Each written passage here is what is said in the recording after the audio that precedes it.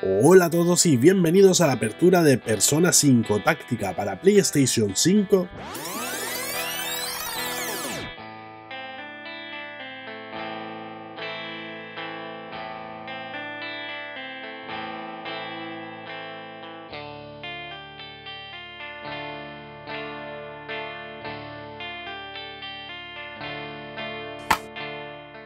Dentro de la caja nos encontramos con el juego en formato físico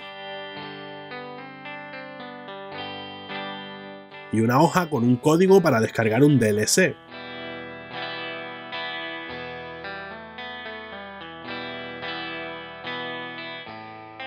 Y eso es todo, espero que les haya gustado y nos vemos en el siguiente vídeo. ¡Hasta la próxima!